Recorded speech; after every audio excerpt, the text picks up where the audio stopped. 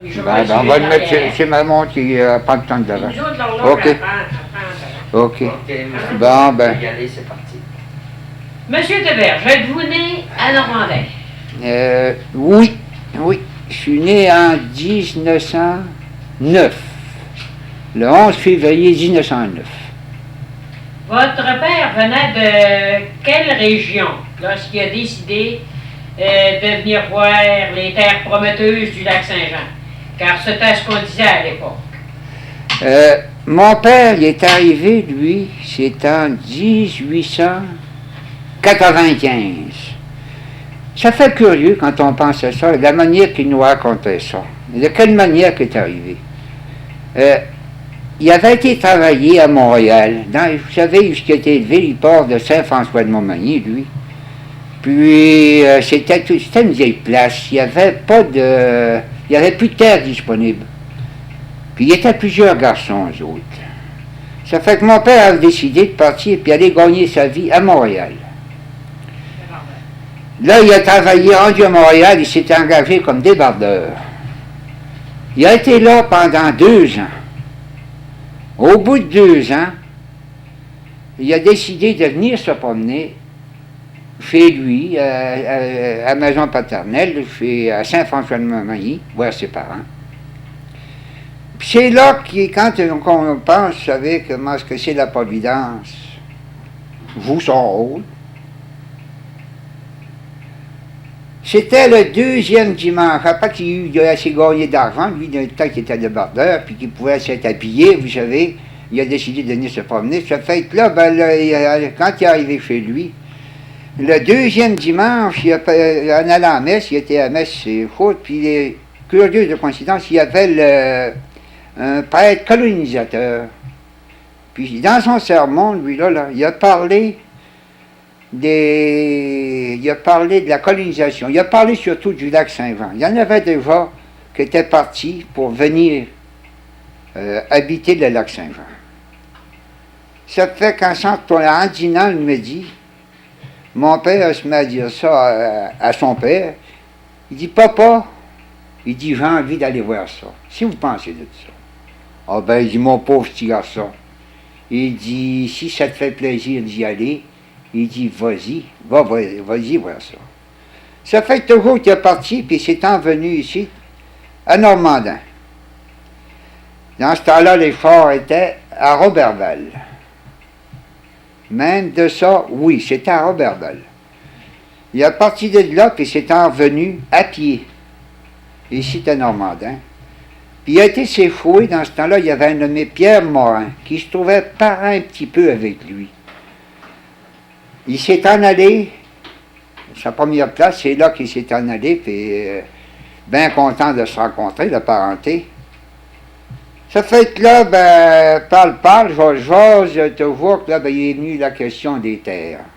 Fait que là, il est parti, puis il a été avec ce nommé Pierre Morin là, qui aujourd'hui, qui était le père Alphonse Morin, puis Hector Morin, tous les Morins d'ici de Normandin.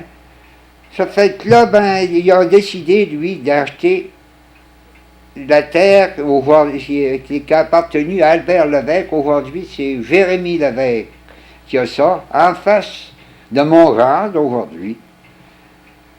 Ça fait que de là, il est arrivé, puis il a acheté ces 2 concessions de long qui partaient, qui donnaient 2000 de long. Au-delà, étant donné les battures qu'il y avait à l'autre bout, de la 2e concession, ça lui donnait au-delà de 2000 de long. Il a acheté 2 lots de terre. Ça fait que là, il a travaillé. Là, c'est lui qui a donné le premier coup d'arche sur cette terre-là. Là, il s'est bâti un petit camp. Puis là, il est parti, après ça, il a travaillé tout l'été. Il a fini son été là. Puis l'hiver d'ensuite, il est tourné chez lui, à Saint-François-de-Montmagny.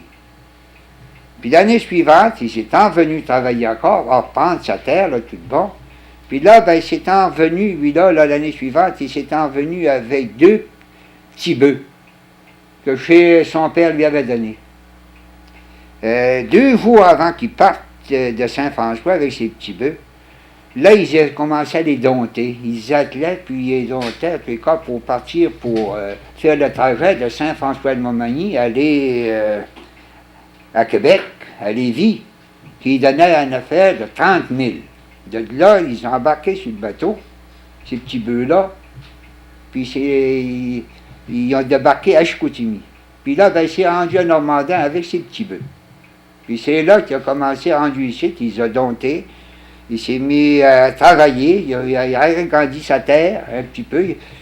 Toujours que là, il y avait encore des dettes qui le fatiguaient, lui. Il avait acheté 2 concessions. Je ne me rappelle pas du montant qu'il avait payé, par exemple.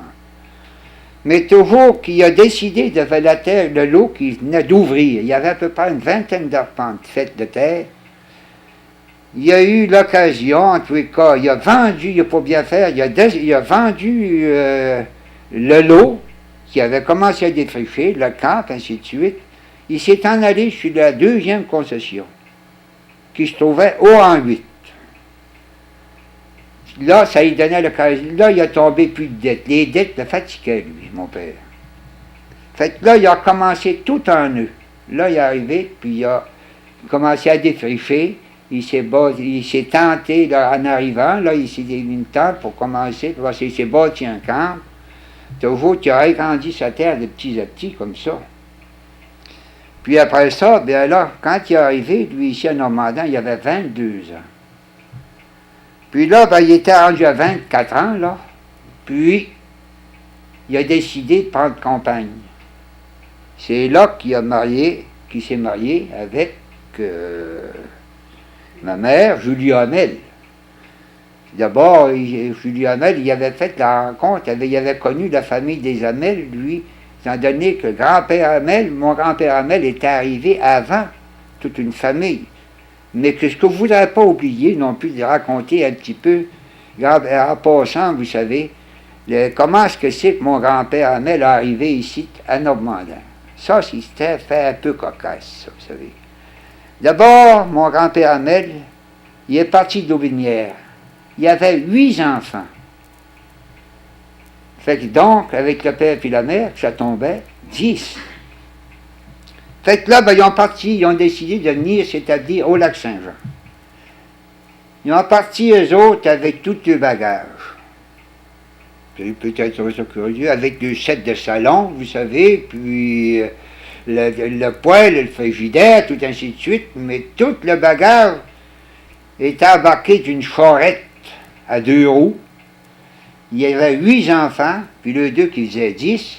Ça fait que figurez-vous que le set de salon n'était pas gros, ni le set de cuisine, ni les chaises n'étaient pas beaucoup, vous savez.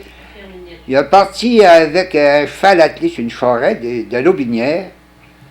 Puis de là, ils ont pris le bateau, aux autres, à Québec. De Québec, ils ont débarqué, eux autres, mon grand-père Hamel, à Chicoutimi. De Chicoutimi, il était toute la famille en charrette avec tous les bagages.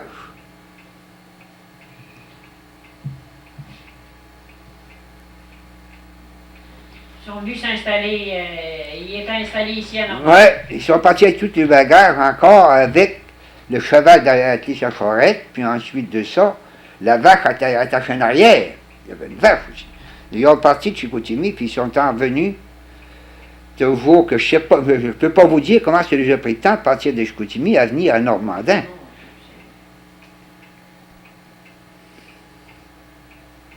Ça va se couper, ça? Bon. Ça fait que quand il est arrivé à Normandin, ils ont débarqué justement. Aujourd'hui, c'est Louis Frigon. Aujourd'hui, tout pas du petit ruisseau, là. Là, ils sont tentés, là, puis ils ont débarqué. Puis c'est là qu'a été les premiers chez eux autres. C'est là, c'est sur sa terre. C'était là, au petit ruisseau, puis il y a Louis Frigon aujourd'hui. Ça fait que là, bien, là, c'est là que la colonisation s'est faite. Là, il s'est mis à travailler, puis il a ouvert sa terre, lui, là. Toujours qu'il y avait, pas longtemps après, vous savez, il y avait 4 garçons, 4 filles quand il est arrivé ici à Normandin.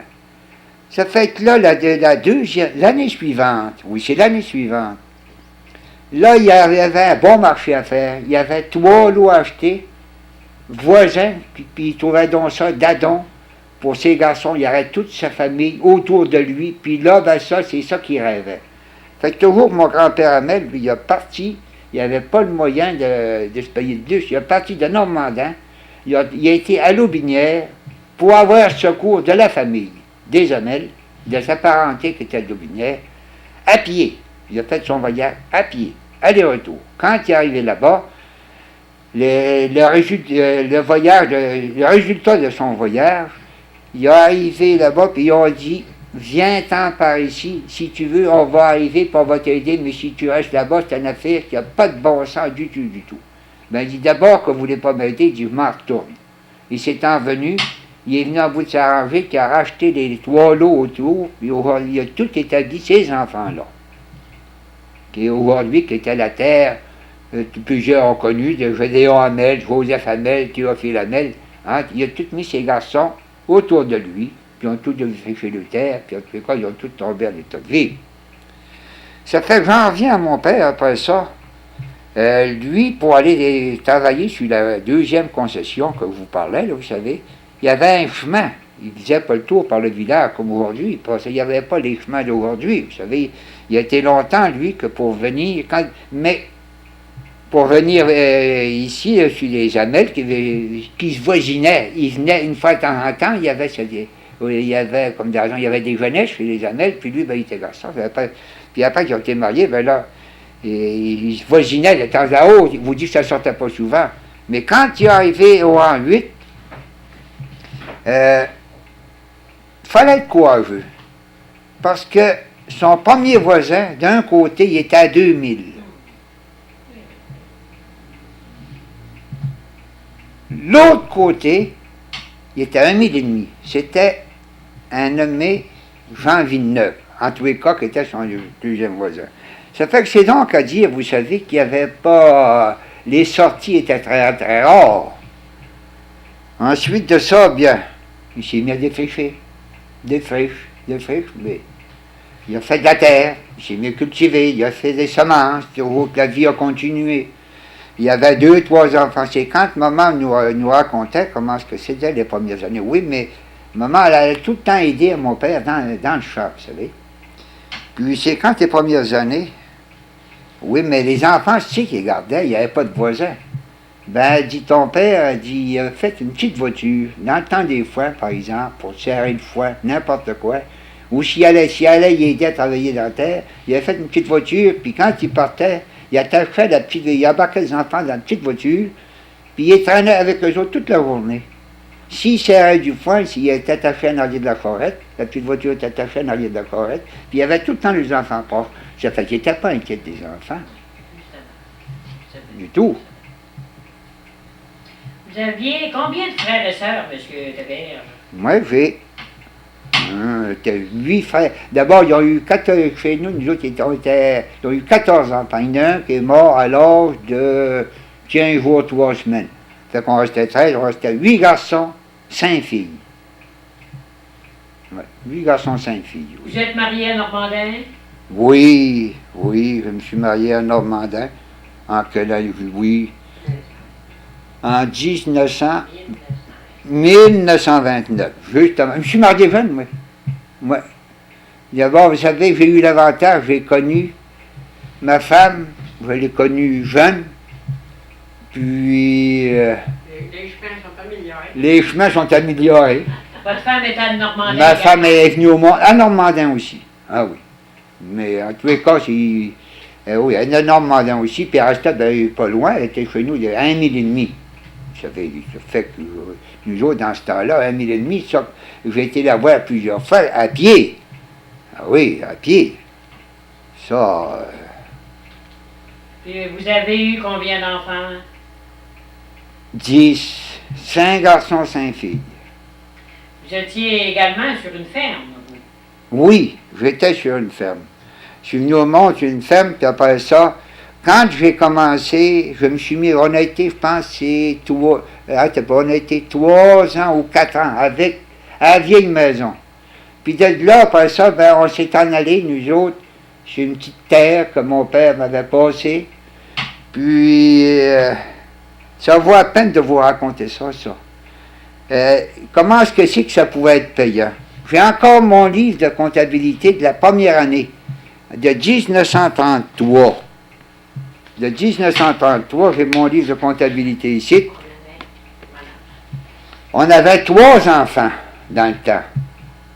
Ça fait que le 1er mai 1933, ma première paye de fromagerie a été de 4 piastres et 43 cents. J'étais à 2,5 de la fromagerie. Ça fait que le lait, il fallait que j'y aille. J'y allais des fois, je sautais une journée, mais en tous les cas, au moins 4 fois par semaine qu'il fallait que j'aille à la fromagerie, vous savez. Ça fait que c'est... Puis ça continue comme ça. J'ai une paye de 4,43, un autre de 3,63, un autre de 3,78, un autre de 4,81. Ici, j'ai une recette que j'ai. J'ai une poule vendue et 14 poulets, 1 pièce et 25. Ensuite de ça, j'ai 7 douzaines d'œufs qui m'ont donné 1 pièce et 5. Voilà mes payes encore, 5 pièces et 22, 6 pièces et 87, 7 pièces et 35, 6 pièces et 2, 5 pièces et 66. Boulot vendu à Arthur Dion, 2 pièces et 15, une paye de fromagerie. En tous les cas, en résumé, voyez-vous, total des revenus durant l'année. Sur ça, j'ai vendu 4 cochons, 24 pièces. Qui me donnait un total de revenus de 109 pièces et 90 cents. Pour l'année. Pour l'année, ça. J'avais 3 enfants. Puis l'année, j'ai fait amélioration. Voyez-vous, l'année suivante, mon montant de fromagerie que j'ai retiré l'année suivante, 117 piastres et 76 cents. Ça fait que c'est donc à dire, vous savez, qu'on n'aurait pas dans l'argent dans ce temps-là. Mais savez-vous, par exemple, que je n'ai pas connu les dettes. Je n'ai pas connu ce que c'est que de m'endetter. Ça, je n'ai jamais connu ça. Mon père a tout le temps dit, surveille les dettes, surveille les dettes. Je me rappellerai tout le temps de... quand j'ai arrivé, un bon coup, la première machine que j'avais achetée, elle m'avait coûté, elle avait 17 000 de fait, un petit Ford, 2 portes. J'avais acheté ça d'un agronome de la ferme. J'avais payé ça 127 piastres et demi. Mon père m'a dit, il dit, tu vas prendre le chemin, dit Roméo. Il dit, fais une dépense comme ça.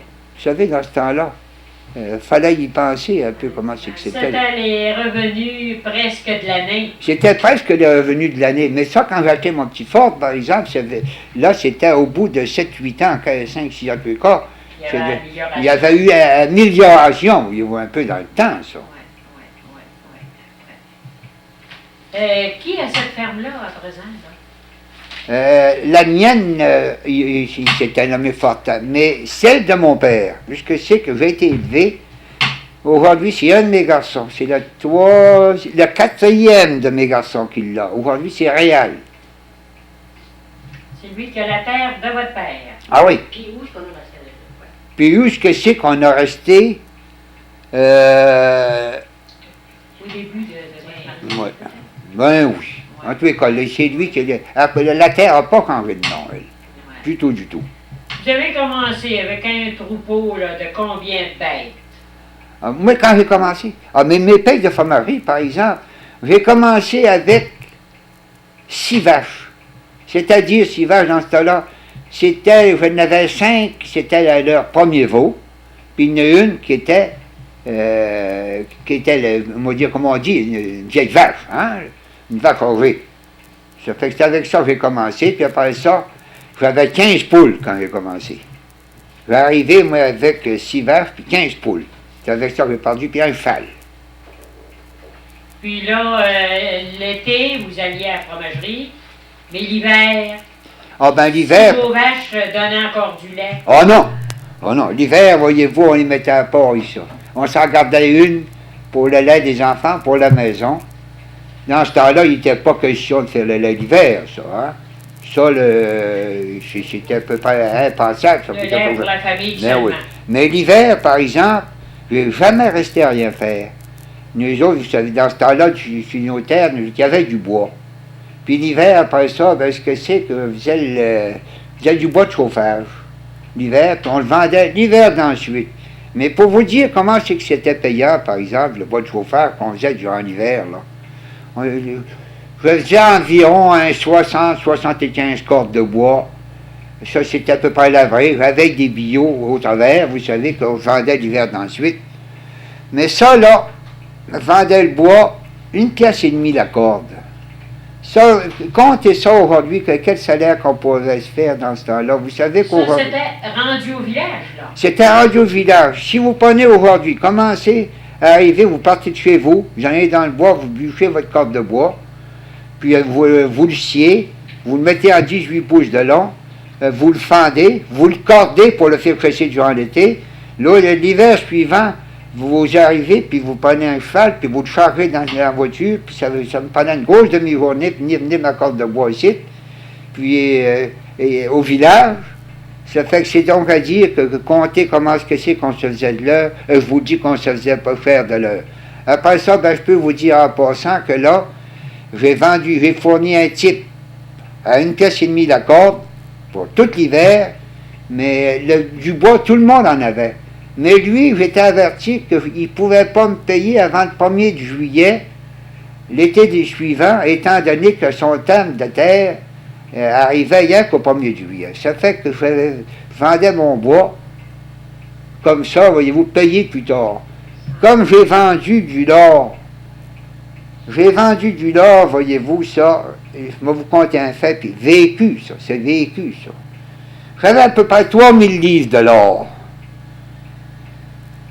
Toujours qu'il y a nommé Michel Quentin, qui était commerçant. Il commerçait les animaux. Lui, il fournissait la viande aux presses, à la compagnie presse. Ça fait qu'il arrive chez nous, bon, ben, il dit, si tu veux me vendre ton lard, il dit, m'en va le... Comment est-ce que c'est que tu payes? 3,5 la livre. Mort, ça. T'as pas envie, ça, c'est mort, ça. Ah, ben, j'ai dit, je prends pas, j'ai dit, je prends une chance, j'ai dit, je m'en vais essayer de vendre plus cher que ça, s'il y a moyen. Là, j'ai parti, puis je me suis en allé à Delbo. Delbo était ouvert, Mistassini. J'essaie de vendre du lard à Delbo, pas capable. Je me suis en allé, j'ai traversé à Mistassini, je me suis en allé sur un qui fournissait les presses, les chantiers des presses, un nommé Harvey. Ça fait que j'offre mon lard pour l'acheter. Oui, mais il dit, comment si vous payez, il arrive, puis il me dit ça, ben il dit, moi, tu as payé 5 cents la livre. Mort, rendu ici. Mais, par exemple, il va falloir que tu m'attendes. Nous autres, là, moi, je fournis les chantiers, il m'embourse rien qu'après la fermeture des chantiers. Fait qu'il dit, avant que j'aille mon argent, moi, il dit que pour te payer, il dit, il faut que je sois payé. Ça fait que toujours, j'ai consenti à vendre mon lard 5 cents la livre. Ça fait que là, j'ai parti avec 2 chevaux, mon lard mort, j'avais 3000 livres, environ 1500 livres. Ça a été une grosse journée pour aller mener ce lard-là. J'avais pris 2 jours avant pour aller le vendre. J'avais été obligé de coucher à Delbo ce voyage-là quand j'avais été pour vendre mon lard. Ça, j'ai vendu ça c'est ce lard-là, je l'ai livré dans le mois de janvier. Là, il y avait la moitié du montant, que ça se montait, je ne me souviens pas le montant, là. Mon premier chèque antidaté était payable le 1er juillet. La balance, le 1er de septembre. Ça faisait long à attendre. Mais une chose, vous savez, qui m'a resté encore, bien content, le dimanche suivant, j'arrive, puis en venant à messe, on était là sur une maison. J'arrive là, ben, on parlait avant la messe, et on se rencontrait tout le temps, puis on comptait tout le temps nos affaires dans ce temps-là. Là, j'arrivais, puis j'ai dit, moi, je suis bien chanceux, au lieu de le vendre 3,5 à livre, mon lard, je l'ai vendu 5 cents. Hein, je faisais 1,5 cents, pensez donc. Fait que là, ben, mon oncle me questionne, il dit, as-tu été payé cash? Non. J'ai dit, moi, être payé le 1er juillet, puis la balance, le 1er septembre. Ah ben, il dit, jamais bien mieux, il dit, moi, il dit, vendre 3,5 à livre, puis être payé, que de vendre 5 cents la livre, puis jamais être payé. Ça a resté gravé, ça, vous savez. Là, j'ai pensé, j'ai trouvé aller au 1er juillet, le temps long. J'avais hâte, moi, que le 1er juillet arrive, puis il vous dit qu'à 10 heures, j'étais à la porte de la banque pour aller voir si mon chèque passait. Ben, il a passé. Ben, j'ai dit, je parle de tout, pas tout, comme mon oncle m'avait dit. Mais le 1er septembre, c'était encore pareil. J'avais bien hâte d'être là encore. J'étais là encore le 1er septembre avant. Mais mon deuxième chèque, j'ai pas perdu une scène, ma ferme. Je vous dis, j'étais content pour ça. Mais pour faire du lard comme ça, là, vous engraissiez les porcs avec les produits de la terre? Ah oui, ben non, ben pas tout avec le produit de la terre, pensez donc. Ça, dans ce temps-là, j'avais assez peu grande terre qu'il fallait que j'achète. Il fallait que j'achète, vous savez, aussi pour les nourrir, ces lors-là. Mais malgré qu'on ne payait pas tellement cher, mais il fallait acheter, ça fait que... C'est donc à dire que les lors, vous savez, avoir tout compté mon temps, j'étais bien plus qu'en dessous, un bout. Mais j'étais encore mieux qu'il y en avait eu quelques-uns ici normalement. Il y en a qui ont arrivé, puis ils ont tout perdu le lord, ils l'avaient tué, puis ils n'avaient pas toujours à le vendre. Ils ont tout perdu. En pensant d'avoir plus cher, vous savez, c'était impossible, vous savez, dans ce temps-là. Puis, vous avez déjà fait du beurre aussi? Oh, ben du beurre, ben c'est entendu, ça, que du beurre. Pour ça. la vie de la famille seulement? Oui, oui, ah oui, c'est seulement pour la vie de la famille. Vous savez, quand on servait depuis à peine de la fromagerie, on était comme les autres, on avait notre petit moulin à beurre, ensuite de ça, on faisait la crème.